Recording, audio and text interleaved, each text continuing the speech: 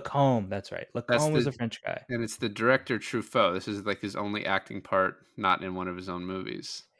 Oh, he's a director, Yeah. usually. Oh, okay. Finally Being watched. French and Finally into film, watched. and I said the name Truffaut, and you're just like, oh, is that who is that? Is kind of funny to me. It is kind of pathetic. It's bad. Finally watched.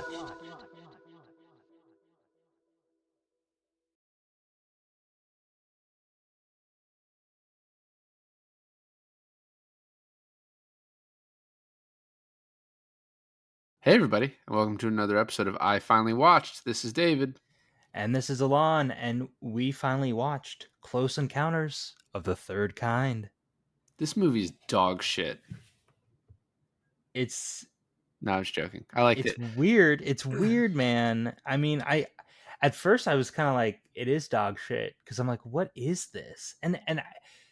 The older the movies get, and like the more like we're thrown into the later 2020s, it's just movies are made so differently nowadays. Everything is so much more fast paced. Yeah, it's also Everything is just like action, action, action.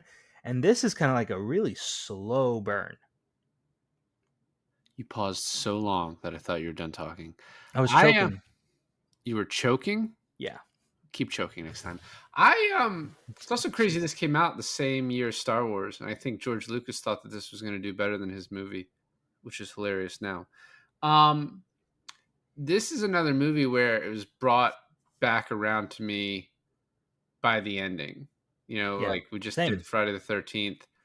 I thought the ending of this was awesome. Like the whole setup of it, it kind of reminded me of just like a Disney ride, though. You know what I mean? Like the music and like I don't know. It's just like that kind of feel to it. But Yeah, yeah. Okay, I see that. I see that. but your point about the slow pace. I mean, literally, this could have been an hour. You know, the whole thing. But because it's a 1977 movie, it's 2 hours and 15 minutes. But I mean, he has the initial encounter. Barry gets kidnapped. We realize we need to go to Wyoming. We go to Wyoming. The ship shows up. That could have been done so much quicker. But it wasn't too slow paced to me. I was kind of interested the whole time of what was going to happen. Um, But that's not really what the movie is about, though, right? Like the movie is about obsession. oh my fucking goodness. Is I it's an allegory?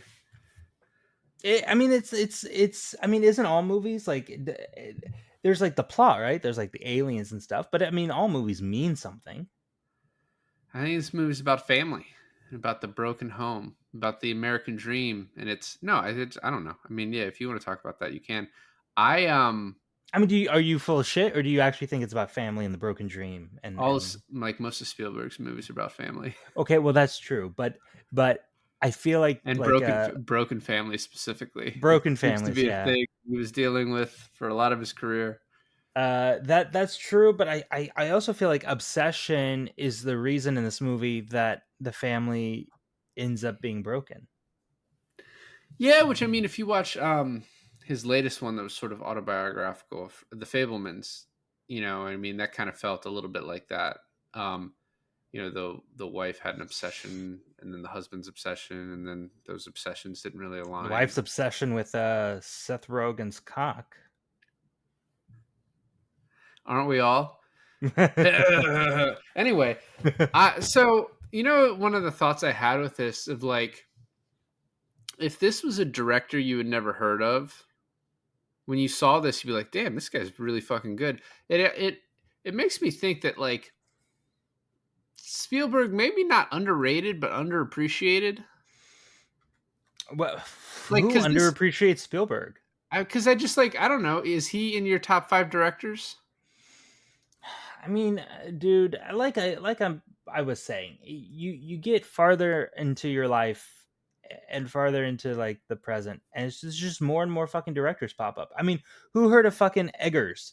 And now Eggers is like one of my top like favorite directors. That's interesting. That's an interesting take after 2 movies.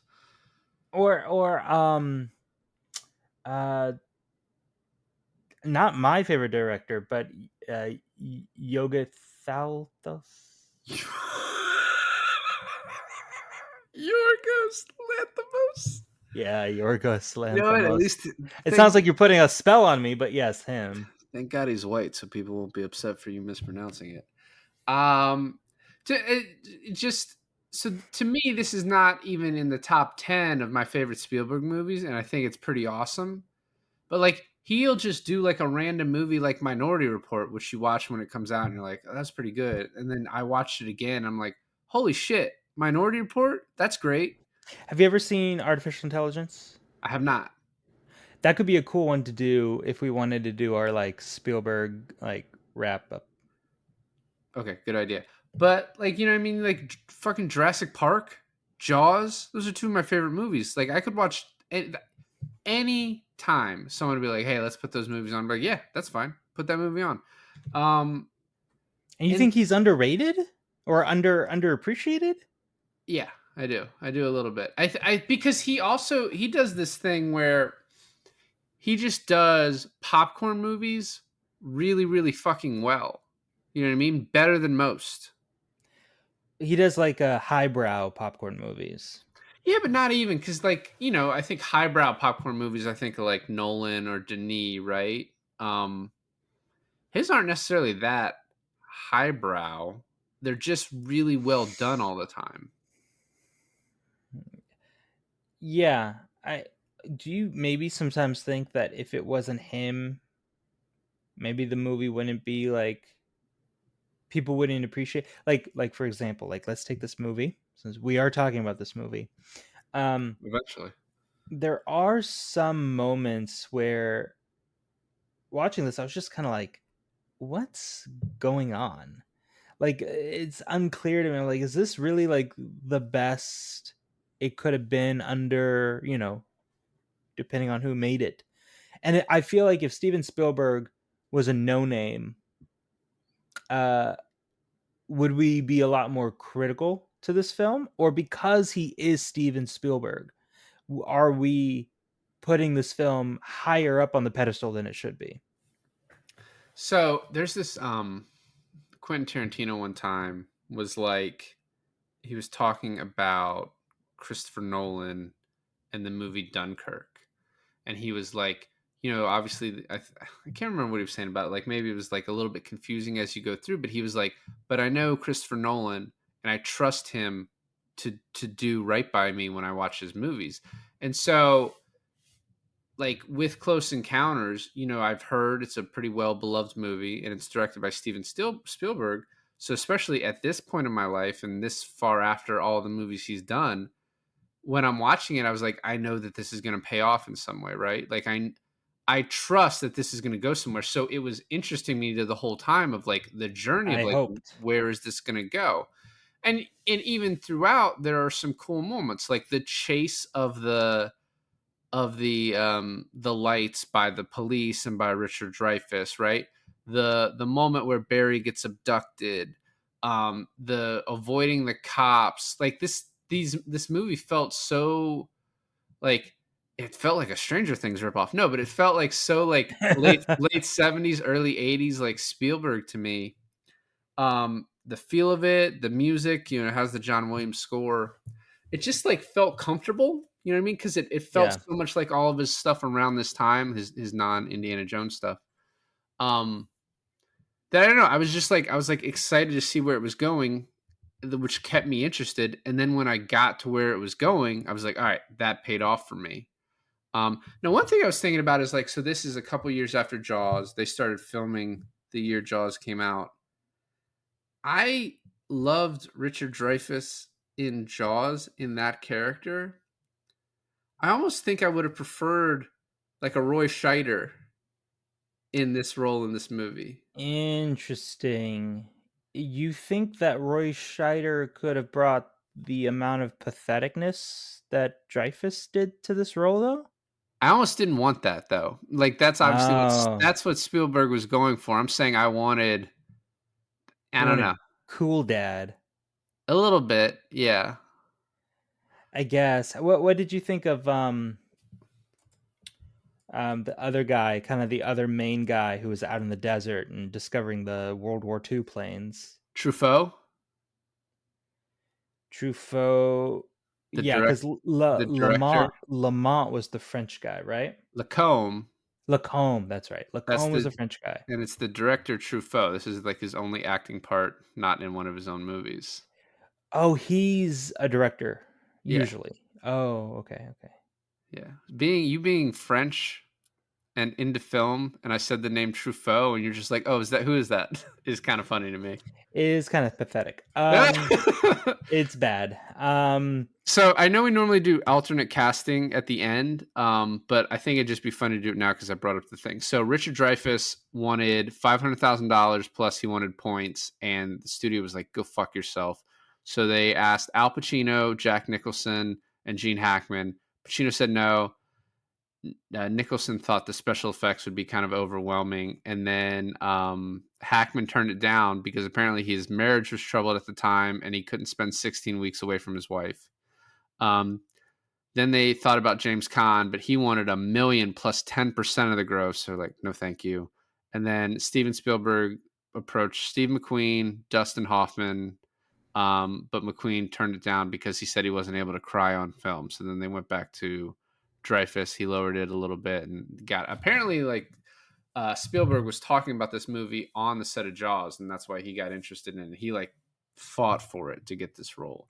So for I think he's fine in it, and I think like he's good for what Spielberg wanted, and that's what he was doing. I just was like, I don't know.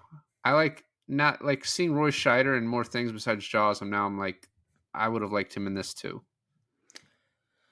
First of all, Francois Truffaut did the 400 Blows, which is insane because I know that movie and I didn't know him by name. Second of all, I was talking about Bob Balaban's character, David Laughlin. Oh, I just keep calling him the translator.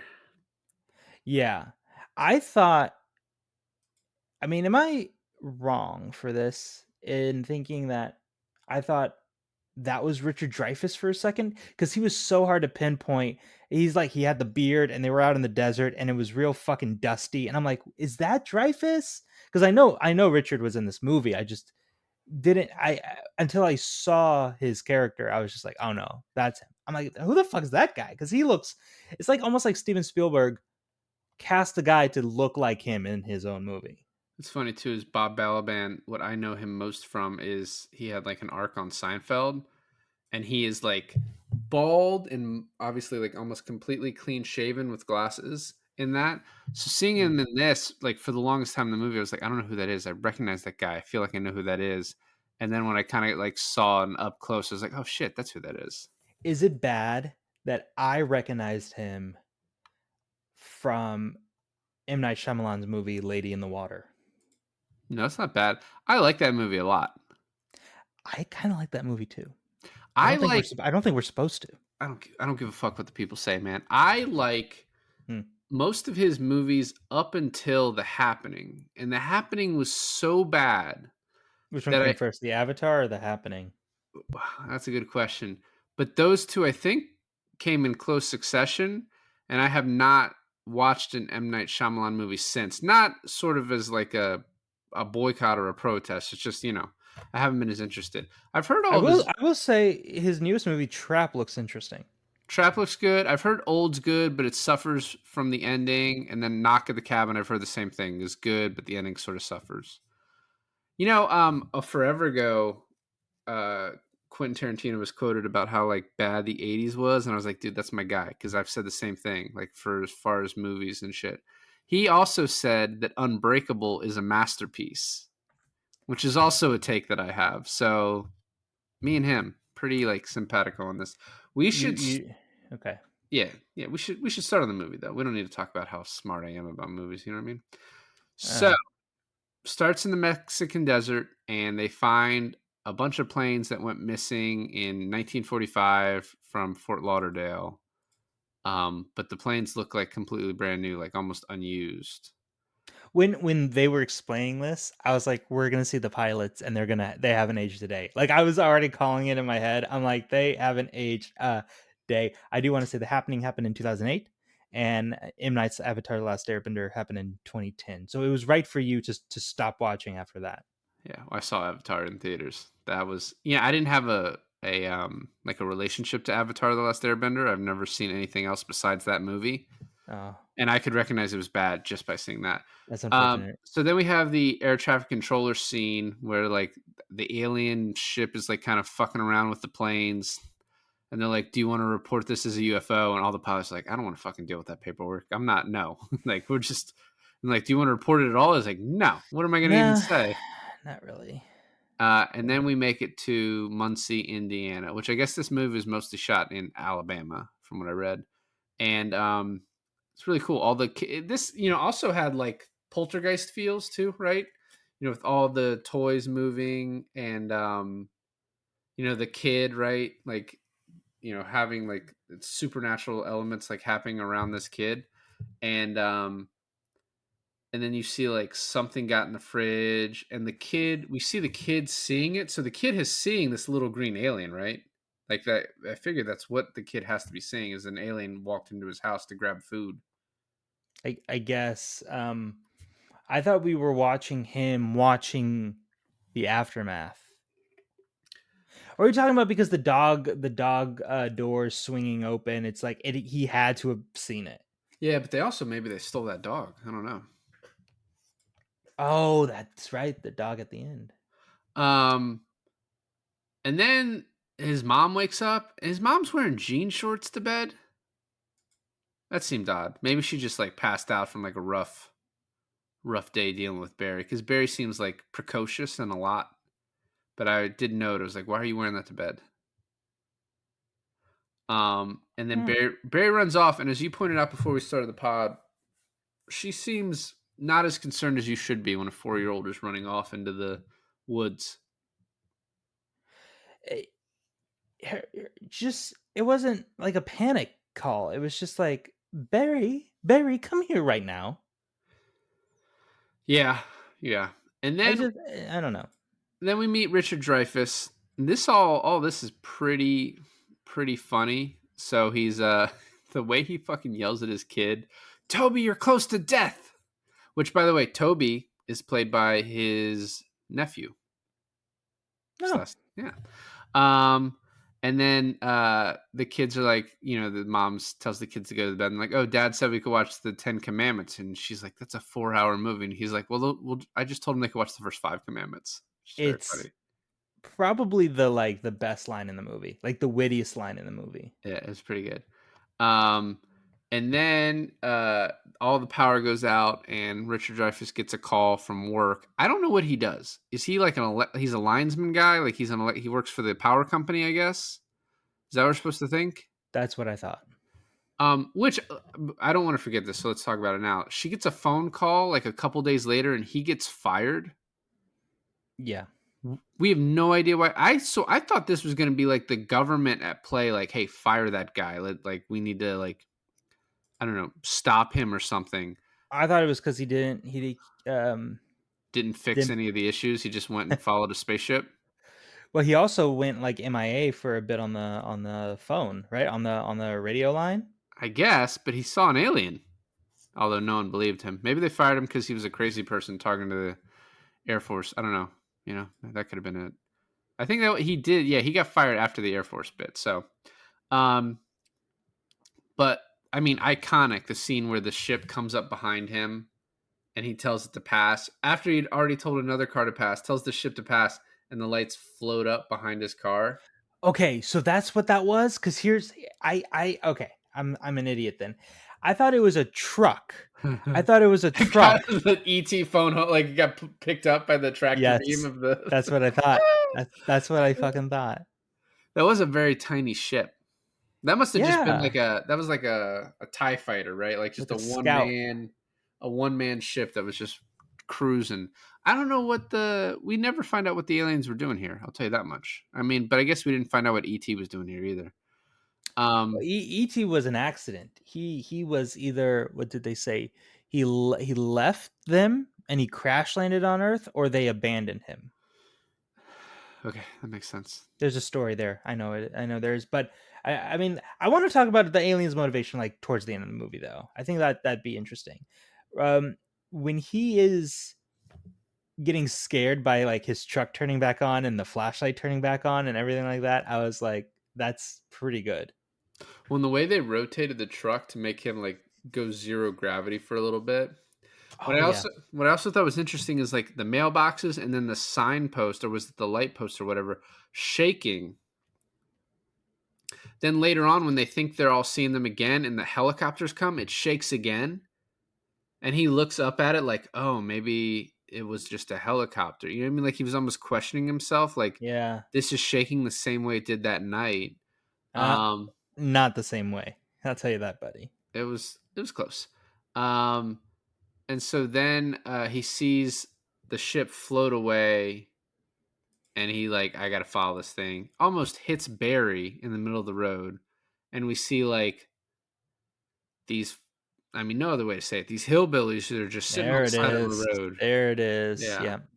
I don't know if they're related at all to each other or what's their deal. Um, but they definitely eat people for sure. So, Jesus. David. and then after almost hitting Barry, uh, Roy goes on a high speed chase with the cops across Ohio state lines, and a cop car goes off a cliff, like chasing this ship, which apparently that cop car went off the cliff at the wrong point and really fucked himself up. Like he had to go to the hospital because he missed his. Oh, the real guy? Yeah, yeah, it was like a stunt guy, and he missed where he was supposed to jump. Like the car went off at a different spot. So That's nuts. That's unfortunate, really. yeah, well, he made it. Yeah, I mean, he might not still be with us. This movie's pretty old. Um, and then the aliens fly off, and all the lights come back on, and we're like, I don't know, we don't know what happened. And then he goes and wakes up his wife and kids. I gotta tell you, man, extraterrestrials or not, I'm never waking my kids up. Like But getting what them to was the sleep point? is such a struggle. Never wake them up. Sure, sure. But better question. What was the point of waking his family up, getting them out to that side of the road, knowing that this what like hours have passed, it's almost morning, they're not coming back around again. Yeah, he thinks they're just gonna come back to this exact spot. Like this is the coolest spot in Muncie, Indiana. He's like, we got to see this shit again. Like Muncie, Indiana has a cool spot. Like, How I don't close do know. you think Muncie is to Hawkins, though? So that's a reference, right? The fact that they're in Hawkins, Indiana. No, because that's the same place that Stranger Things takes place in. Hawkins is, yeah, that was the reference I was making, but I'm saying Hawkins, Indiana, Muncie, Indiana. Like, how close are they? No, but I'm saying the reference is the fact that it takes place in Indiana Maybe it's a big state. A lot for of things Stranger going Things. on. Yeah, but Stranger Things is always taking references from like 80s sci-fi horror films. Do you think Parks and Recreation is a reference to Close Encounters of the Third Kind? No. Okay, good. So yeah, he takes them to that spot. Nothing happens. Um, and then like the next day, I like the half of him being sunburnt thing is pretty funny. Because there was another guy sunburned too, right? I think everyone got sunburned. The lady got sunburned. The mom got sunburned. Barry's No, mom. like in the beginning of the movie. Oh, the old man. The old man That's right. That's right. yeah, in the desert. He got real fucked up mentally about that. He was not. He didn't handle that very well at all. You say like he's the only one fucked up mentally, but lest you remember, everyone's fucked up mentally in that movie. Yeah, sort of. I mean, mostly the three people that run for the mountain. The other people in that helicopter are kind of like, oh no, we'll go home. We're fine. We don't need to be around here. We can leave. I have a theory about that too. I thought the big twist at the end of the movie was that because a lot of those people in the helicopter were old people. I Yeah. thought that the aliens implanted the mountain imagery in certain people to meet their loved ones that they haven't seen in all those years, to like be the ones to receive them coming back. Yeah, maybe. But I mean, the only like we only see like the mom and the boy, right? We don't really. Well, we don't know anyone else because the one guy who got out of the helicopter with them got caught in the sleeping gas, and then the other people in the helicopter went home. So the mom's name was Jillian, which I did not learn until I just looked at it. I don't remember anyone calling her that.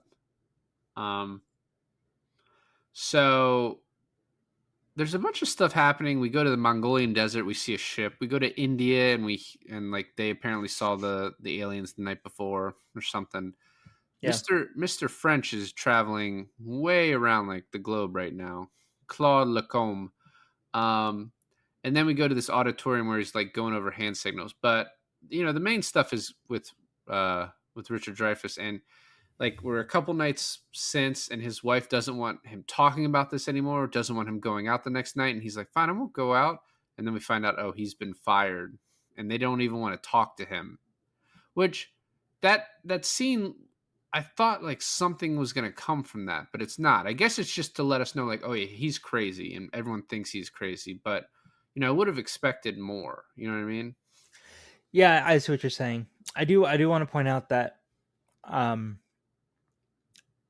this film holds the record for the most cinematographers 11. working. Yeah, 11 cinematographers just to be working on the same movie at the same time. When you said the French guy went around the world, it in the credits it looks like they had a different cinematographer for each location around the world. Well, they did like special editions of this. Like he added stuff later on, and I think they had different cinematographers for that too. Did we ever figure out what the difference of the 5 minutes between the theatrical cut and the director's cut was? We didn't, but I feel like you'll get to the bottom of that, on your own time. I Okay. think you'll figure it out. By the way, so in the beginning, there's this scene where he's talking to his kids about wanting to go see Pinocchio, and he's like, "You have to go see Pinocchio. We're going to go see Pinocchio." That was put in there because they were going to end the movie with "When You Wish Upon a Star," that song playing as the movie ended, and then they decided not to do that, and then you just have this big thing about Pinocchio in the beginning. That's so funny because I thought that was gonna all come together with like those 5 notes. I was like, is that the beginning to When You Wish Upon a Star? I don't know. Well, apparently, John Williams came up with the score for this before the movie, and so Spielberg Yeah. sort of made it based on that. Um, so the next night, Roy goes out there and he runs into Barry and his mom, and like you can kind of tell there's some chemistry there, like immediately, which is interesting in this movie because like he's got a wife and 3 kids, and you're like, oh, what's happening with that? So it's the broken family, right? That you're talking about with Spielberg. It's Mhm. weird because it's uh he just fucking abandons his wife and 3 kids. I mean, yes, you could say that they abandoned him, but like he had it coming. Fucking at the end of it, he left the planet. So yeah, he was really like not a good dad or husband at all. And he's the hero of the end of this movie. Yeah, I don't know. I don't know. So then the helicopters show up that they think is a spaceship. And then we go back to the government and they're getting the signal that's numbers. And then one smart guy's like, hey, I think that's longitude and latitude, you fucking idiots. And I like that it's so funny to me, like, because of how old this movie is. Like, today, I could have typed those coordinates into my phone and told you where it was. And they're like, let's get a globe. And it's this $2,500 globe in their boss's office that they have to break and roll into the room to, like, look it up. Um, by the way, you're going to be mad when I tell you the difference between the theatrical, the special edition, and the director's cut. I'm going to be mad because you're telling me, not because what you're telling me, but just the fact that you're doing it. But go ahead. So we agree. You're going to be mad. Okay, so this is insane. The director's cut is the one we saw. It's the longest cut. Yeah. Um, it's also known as the collector's edition. It's Hmm. Spielberg's final vision, and his most preferred version of the thing. It combines the elements from both the theatrical cut and the special edition. Wait for it. Wait for it. The theatrical cut, which is 2 minutes shorter than the director's cut, the only difference is that at the end it has uh, Roy, Richard Dreyfuss's character, inside the mothership, and we as the audience get to see what the inside of the mothership looks like. Did I That's the see that? no. Listen to me. That's the theatrical cut. Okay. The special edition, okay, has some scenes shortened, but kept the footage of the interior of the mothership in there. Okay. The director's cut all that out. Okay. So a less is more approach, but somehow still longer. It was 5 minutes longer because they like were able to restore some scenes and make those scenes in the middle of the movie longer. But in doing so, they cut out the interior of the thing.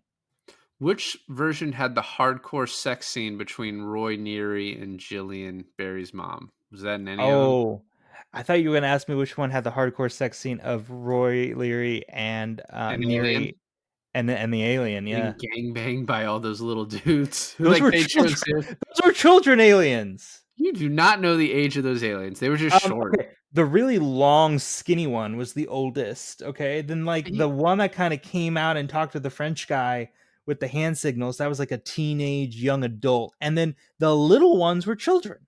You sick fuck. first of all, don't you don't understand the age of consent for alien beings, all right? Second of all, you don't know their ages, you don't know their mental acuity, and we can't begin to like put our, mores and morality on aliens. They can do what they want. I do want to say the little hand signals that the French guy was giving to the alien, and When then the the alien did alien. it back, he did the Nazi salute. That's what the alien did it back. It looked very much like a salute that you would have No, done in no. the 40s. Yeah. And once again, I don't No. judge that alien because how would he know about Hitler? He wouldn't. Oh, I'll So tell you how. I'll tell you how. because he took those pilots and they were Because he like, took they those told, yeah, fucking and they were like, pilots. hey, Yeah. there's this leader guy who's kind of an asshole, and he's like, oh, he did this, okay, yeah, Yeah, I like it. I like it. The other thing is that you see how the alien smiled at him, and there's like a universal, like we all know what a smile is. yeah. Um, Taylor watching this with me, she was like, "I guess smiling is universal. How do we know that's not like baring teeth and like being more aggravated than friendly?" And then she was like, "Oh, because they had humans in there for like 60 years. They must have like shared their customs with each When they other." study, yeah, they've been studying us. Did Taylor think those cows and horses on the side of the road were actually dead? She was about to be real mad. She was about to be real mad. And then the guy's like, "Oh, it's sleeping gas." You're like, "Oh, thank goodness." Well, she did find it strange how they were all like not in their own like pasture fields. They were all like perfectly on the side of the road to be like displayed. Yeah, which yeah seemed purposeful. So the next scene is them coming back to get Barry. It's one of the coolest scenes in the movie. Like seeing the light breaking through the clouds, them hiding in the house, the screws twisting up from the floor, Barry climbing out the doggy door. All of it was just so cool. The cut between, right? The cut between Barry and then going chasing the aliens and everything. You have a while like that passes before we go back to Barry and his mom's storyline. Yeah, And when they do the first time, I'm just like, wait, that's still going? Like we're I still thought that doing was this. like a next day sort of thing, you know?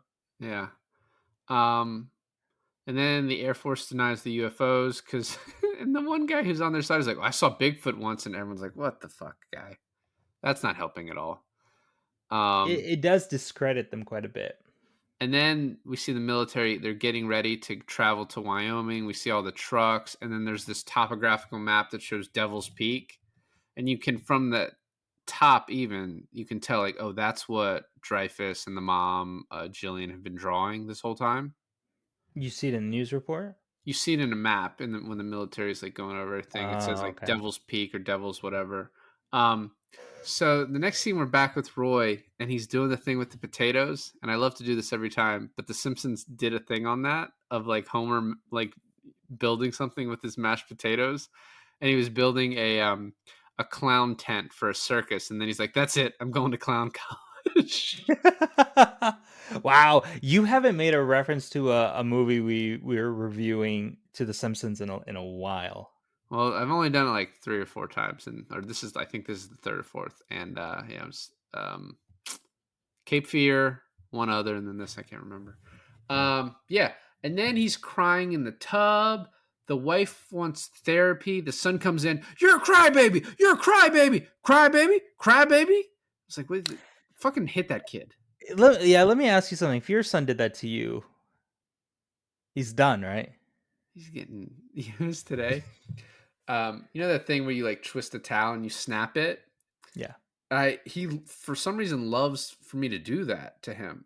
And I was just like I was like, "You know I can do this really hard." I was like, "Do you want to see how hard I can?" And he's like, "Yeah." And my wife was like, "Do not do that." I was like, "But he was." He's like, "Do not." So I didn't. It might have You left should him. have done it. You should have done it on her.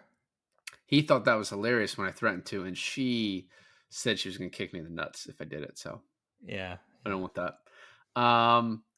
So then the next day, after sleeping on the couch, Richard Dreyfuss starts throwing all the UFO stuff away, but then gives up and is like, "No, I'm going to build a shrine, like a the biggest replica I can of this hill." I keep saying, because he's breaks off the top and realizes, oh, the top is a plateau, it's flat. So he's like stealing the neighbor's fencing, throwing all the dirt in the house, and his wife is just like, we're fucking out of here. And he climbs on the car like that's gonna stop her, and she's like, we're past the point of that mattering. I do find it interesting where he's like, all right, this has gone out of hand long enough. Like, don't worry, honey. Don't worry, kids. This is done. And then as soon as he sees that the peak, which I don't know why the aliens gave him such a fuzzy image in his head about it too. Like, why don't you just tell him what's But it? he's not Rembrandt. He's just shitty. And then later on, he's like, "You guys should have tried sculpting," because That's pretty she's like, funny. he's like, "I don't know what the back of it looks like." Um, yeah, it's kind of like just something they kind of had to like pull out of themselves. They couldn't remember it, but yeah, it was interesting. And I like how he's having the conversation with the wife about what it'll take to get her back as this monstrosity is in his living room, and whatever she says, he's not gonna be able to do it. And then he sees the news. Dude, okay, so he's talking to her and we the audience sees Devil's Peak before he does. How much were you like I was like, "Look at yelling the at fucking TV! look at the Look at the fucking fucking TV? TV, you Yeah. idiot!" And Yeah. you think, you know what I want to say? So obviously, at this point, when he's throwing dirt in the house, the wife has every right to be upset. But like, she got really fucking weirded out by his whole alien obsession very early on. You know what I mean? Like the next day after he saw it, she's like, "Don't go back there. Like everyone's talking about you. You're the fucking crazy person." And it's like, what has he done so far? Like, why are you this free? You know what I mean? It's kind of like those like, I don't know. She's just like overly dramatic like thing. It just doesn't feel like it was like spelled out well in the movie that he's a crazy person, but then as you go along, you're like, oh yeah, he is. But like her reaction seemed over the top in the beginning. Weird. I didn't think so. I didn't think so. Okay, But but that's that's fine okay. then. You Yeah. fucking wrong, man. How dare you disagree with me? And then he's like, all right, I'm gonna go to Wyoming. This is something I noticed that's interesting. When he parks the car at one point, it has a Wyoming plate. So did he fly and then rented a car, I guess, because his wife took the only car, maybe? I didn't think about that. Well, you know what? He has a truck. So, yeah, he had to have flown and rented a car in Wyoming. Because it had Wyoming plates? Yeah, Well then yeah. he didn't buy a car. I also like, too, the military is trying to get everyone to leave, but they won't stop this car driving the wrong way into town. Not only that, but you would think they would have some sort of like, I don't know, Yeah, they did roadblocks nothing. or like no, when he's going through all of the pastures and like the back roads. You know what that reminded me of? That reminded me of that scene from 28 weeks later or I 28 days later. was about to say, I've never seen Weeks. No, but you know that scene where they're like driving through the countryside? Vaguely. Okay. I haven't watched that movie since we did it, and that was what, the first year? That was 2020. Was it? That Jesus. is a long time ago. Well, you know what? We need to do 28 weeks soon. It's Yeah. a very very once he makes it into Wyoming, that's a very passionate hug he gives Barry's mom. We don't see her, but we hear her saying Roy over and over and over again before he sees her. And she's being thrown on some train, which I don't know what that was. Okay. So you were confused about that too, right? It felt like an internment camp thing. Like, you know what I mean? It Like, did. I It was like, did. what? Like they're shuttling all these people like cattle on there. But the guy's like, all right, yeah, you can go with this guy. And then him driving around, like you see the what you think is dead animals, and like him trying to find a way, and they see the peak, and then they get caught by the military. What's funny, she has the birds. The birds are alive. Then the military like stops them, takes them out of the car, and then they grab the birds, and the birds are dead. I was like, did they kill the birds right there? Did they like They fucking did. bring? They did. They had to have. So there's more animals that Taylor saw murdered. That's not good. Or they put them to sleep. Hey, yeah, I doubt that. They like shot him up a little bit with that gas. Snapped their necks is what happened. So they meet with the French guy and the translator, and they ask him if he's had a close encounter. He's talk about how he felt compelled to be here, and then they put gas masks on him, the woman, and a bunch of other people in a helicopter. And the French guy's like, they need to stay. They should stay. And the military's just like, no, they're not staying. We're sending them out. And this is when Roy, Jillian, and a random guy named, I don't even remember, Billy. What was his name? I Oh, don't know. Larry Butler. Larry Butler. That's what it is. I was gonna say It's Larry Bird, but that's not. That's not it. That would have been fun. Yeah, that would have worked. It's like, you're really fucking tall, dude. So yeah, they then just decide, oh, they run past a bunch of military people to hide, and then they just start running up this like peak. By the way, I thought we were gonna find something on the top of this peak, but they just built this on like the backside of it, I guess. I was confused by The that whole too. landing area. I thought we were gonna make it to the top. I thought we were about to see some like cliffhanger type stuff. They're gonna like, they needed rope and carabiners and Well, she said, she say, "Oh, we're only 10 feet away. We're only 10 feet away." I'm like, are you really? Like he couldn't make it up that past that little ridge. He kept sliding down. I'm like, are they really that high up? yeah. And I like this part where they're like, oh, we're gonna do the dust. One, to let us know that the animals weren't killed, but oh, we're gonna dust the mountain and make everyone fall asleep. Like that little bit was pretty cool as they were trying to avoid the dust. The one guy, Larry, got hit. And then they make it to like the government landing area. And like Yep. from here on, it's really fucking cool. Like the whole design of everything, the setup, um, just the idea of it too is sort of out there. Like, oh, we're communicating with music. That part reminded me a lot of Arrival. Mm. Like the figuring out how to communicate, and then one guy's like, "Oh, we're going to school today, gentlemen." Um, Man, it's been a while since I've seen Arrival. well, you're probably gonna watch it in December, so That's up to me, motherfucker. no, I said I'm taking my 2 in December. So, Uh, and there's this one part where a guy over the loudspeaker's like, lights down 60%. And then he's like, I don't think we could ask for a more beautiful night. And I was like, who's this dude? Like, who's the fucking MC you hired for this alien encounter? It's oh, just he was like, named. He was named. His name was. He got cast as a team leader. hmm. That was.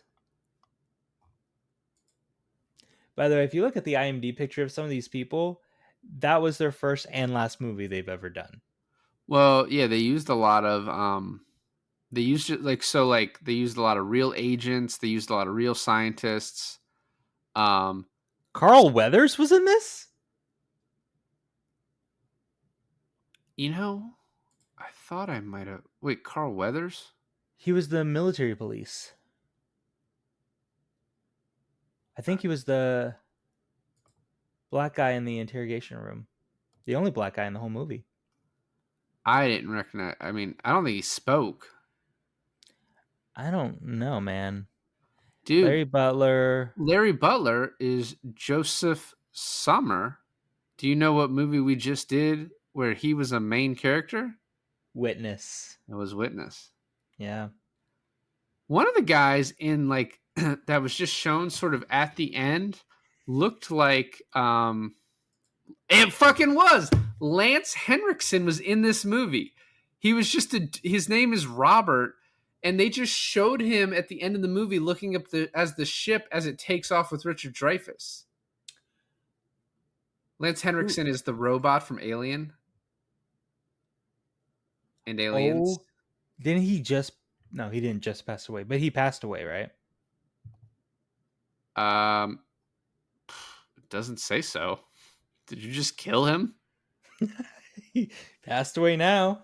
Tune in on the 8 o'clock news. Ashley's sister met him at the hotel the other day. He was hanging out with Robert Englund in Orlando for some convention. You said the other day, but wasn't that like years ago? It's probably 2 years ago at this point, but you know, time is relative. I think that's what this movie teaches us. I'm not finding a Robert. Okay, yeah, I found it. It's right here. It says his name is Robert in the movie, and it's Lance Henriksen. He's literally at the end of the movie just looking up at the ship. We're gonna sit here until you find it. Oh no, I found it. I was talking about because there was a guy they were giving special attention to, like a close up who we've never seen. I think that was the guy who was talking, like "Beautiful night, gentlemen." Wasn't that J. Patrick McNamara? I don't know. You know what I realized? The one of the Air Force guys who was telling all the people they're fucking idiots in that room earlier, he was at this. He was there that night that the alien ship came in. So he's just a fucking asshole. The Air Force guy who was like, "There's no such thing as UFOs. I wish there was. I would love to meet a UFO." He popped out of like the thing when the alien ship came down. He popped out and walked around. We got to talk about how when Richard Dreyfuss came down from the cliff onto the thing, and then he's assaulted by a guy right off the bat, and he's just running to go shit his pants. Yeah, and no one else like cares that he's down there. No one's looking. No one's paying attention. They're all like in between, like being in awe and then backing up because they think, "Oh, these aliens are about to murder us." I did think, like, what if they just did like a Mars Attack sort of ending where it's just like, yeah, I thought that would be hilarious if all of a sudden they just like pull out a gun and just start blasting people. Or they just kill one guy and they're like, and then they speak perfect English and they're just like, "Just so you know, we can." And they get on the ship and leave. Oh my god. Just so you know, we could do it. And he gets back on the ship and all the other aliens are like, "What the fuck was that? Who told you to do that? No one told you to do that. You just did that on your own. You just killed a guy." So what I love too about this ending is, so then the mom, Barry's mom, is like, "Oh, Barry's not there. I'm going to stay up here." She then decides to come down. Once again, no one stops her. They're too, whatever, impressed, scared. And then Barry pops out. And like, you know, everyone, all the soldiers, when they pop out, which was a cool moment, I forgot about that storyline. They get sent off with the sign, like, "Oh, go to debriefing." Barry pops out, and I was like, "Yeah, what are they going to do with this kid?" Mom just runs up, grabs him, and is like, "I'm leaving." And like, no one tries to stop her. No one cares. No one's like, "Who are you?" And maybe they're like, "Oh, that's a female scientist. She'll be better with the kids." It was the 70s. Well, also, that wasn't the surprising part. It was a little surprising, right? It's like, okay, so they take these adults. Maybe they flew too close to the alien craft when they were up there in the Air Force in World War II. They took them. The big ship comes down to Barry's mom's place and just kidnaps her kid. And it's weird. Just kidnaps this fucking random kid. Doesn't bother with her or anything at all. And then there's a dog that just comes out here, and you're like, why did they take a dog? What did they want with a dog? Did you notice that the aliens only take dudes? It's pretty gay. Is it? Was it only dudes? I don't think so. The dog was a dude. I don't know. Yeah, I don't remember. I don't know if we know I don't know if we know what the dog is. So here's the other thing. So the French guy goes to all the military people and is like, "Hey, we got to talk about this Roy Neary guy." They then dress him up. We saw all the people dressed in red earlier, like Yeah. way earlier when they were shipped to Wyoming. No idea what they are. I think there's some comment about, oh, like where we're sending these guys, like whatever. So then they're praying over these guys in the red that, oh, Lord be with you. I Take thought them how out. funny it would be if one guy was like, I'm not Christian. I told you I was Muslim. They take them all out there. Every single one of them is wearing glasses. And then you got Roy Neary walking up like, "Hey guys, what's up?" And then they choose him. So they wouldn't have chosen any of these other people. And like, we'll take that guy, the guy No, they not got wearing. see that's what confused me. I think they took all of them It looked because like they were when it cut back to the wide, all the guys in red were gone maybe like all the military people like, "Get the fuck out of here! You didn't get chosen. Why do we even bring you here?" Yeah, I don't know. It looked like they just took him because all the children for the aliens like gangbang. surrounded him. You're gonna get us in They so did much surround trouble. him. They did. Yeah, they did surround him. I don't know if that's what the Spielberg intended for his ending, but it is kind of what he, you know, it's what it seemed like. I don't know. Mm-hmm. Mm-hmm. And Well, so did you see how Barry was upset that he was not going back with the aliens? He's like, "Bye." he was upset. I mean, those were his friends. For you think time is relative in the chamber? Like, obviously not, right? Because they didn't age a day. So, did Barry feel like he was there for like years, or did Barry feel like he was there for like a second? That is a good question. And then, why didn't they age? If the aliens age, why didn't the people age? I mean, you've seen the movie Interstellar. It has to do with gravitational pull and things like that. Yeah, I guess. Yes, Um, I'll and the accept that. mom is just like brought a camera and it's just like, I'm just gonna take pictures of this shit that the government's trying to hide. That's the type of stuff that ends up in the National Enquirer, and no one believes it. And so, There's I was gonna say there's a movie like that, but that's just called Men in Black. that this movie felt like the beginning, like that this could be the precursor to so many other movies. Yeah, Like it, I see what like you're it saying. felt like it could be the beginning of Men in Black. It felt like it could have been like the thing that happens before ET. Like it felt like so many things like took this movie and like built off of it. I mean, and for that, I don't think you can say Steven Spielberg is underappreciated because I feel like he produces these movies that so many people take from. Uh, I agree. But I meant just from an audience standpoint of like, I just think we forget how great he is sometimes. You know what I mean? That's just it. I Don't think when forget, you don't forget. I finally watched Audience. Steven Spielberg is is, good. is amazing. He's pretty good. So Paul Schrader originally wrote the script for this, but then Spielberg changed it so much that Schrader wanted his name removed from the credits, and so since it had to have someone credited, Spielberg was like, "I guess I wrote it."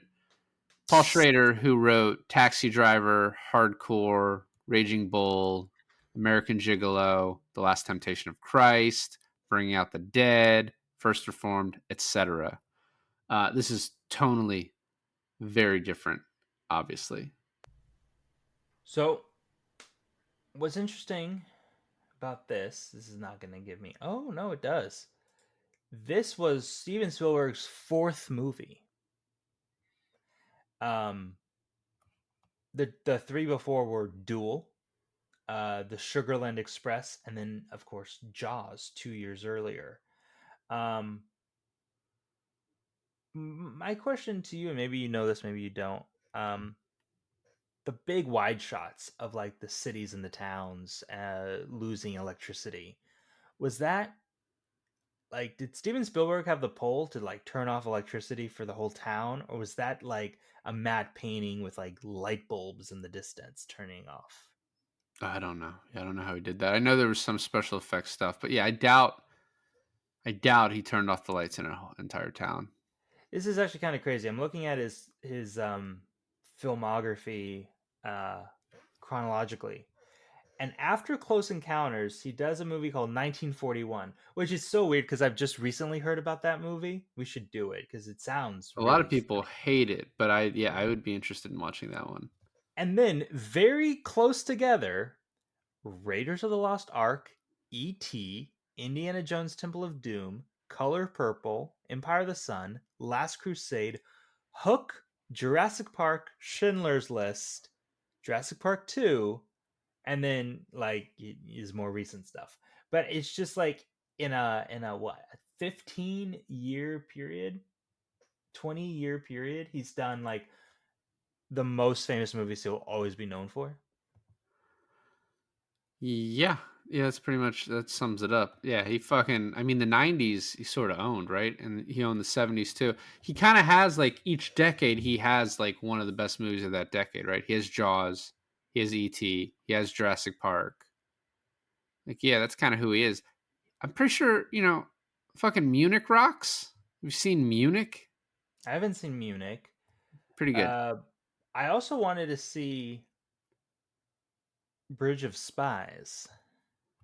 Yeah, well, I mean, you got all the free time you can have. Last fun fact, NASA is said to have sent a 20-page letter to Spielberg telling him that the releasing of this film was dangerous. To me, that means like NASA knew like aliens exist. They're like, this is dangerous. I thought for a second that this movie was going to be a precursor to why Area 51 exists. Yeah. I mean, this also could be a precursor to like Independence Day. The aliens come back and they're fucking pissed. Except they don't look anything like the aliens from Independence Richard Day. Dreyfuss talked them into attacking the world. This is the last thing like. As he's getting on the spaceship, he's not thinking about his wife and kids. He looks back at that woman that he didn't get to sleep with, Barry's mom, and is like, "I'll miss you." That's it. It's so strange they he's a piece of decide. shit. That dude is a piece of He, shit. he is. He really is. It's such an interesting protagonist for a movie. This absolute piece of fucking shit. I do wanna say real quick that um you said that in every decade Spielberg starting in the 70s has like a movie that he's completely taken over, right? Raiders of the Lost Ark and E.T. and then Temple of Doom came out year after year after year. 81, 82, 84. And I'm thinking that's insane. He couldn't have taken a break.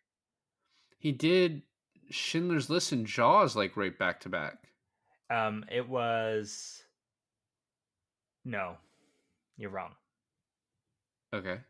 Jaws was 75, Schindler's List was 93. Sorry. So unless you think 20 years is back I to meant, back. did I say Jaws? I meant Jurassic Park, obviously. Oh, okay. Okay. Well, then yeah, they actually came out in the same year. So good for him. Yeah. So like one of the best blockbusters of the 90s, and then he wins And then you had Jurassic Oscar. Park. Well, thanks for listening to another episode of I Finally Watched. This is David. And this is Alon. And we finally watched Close Encounters of the Third Kind. There's this movie called The Fourth Kind.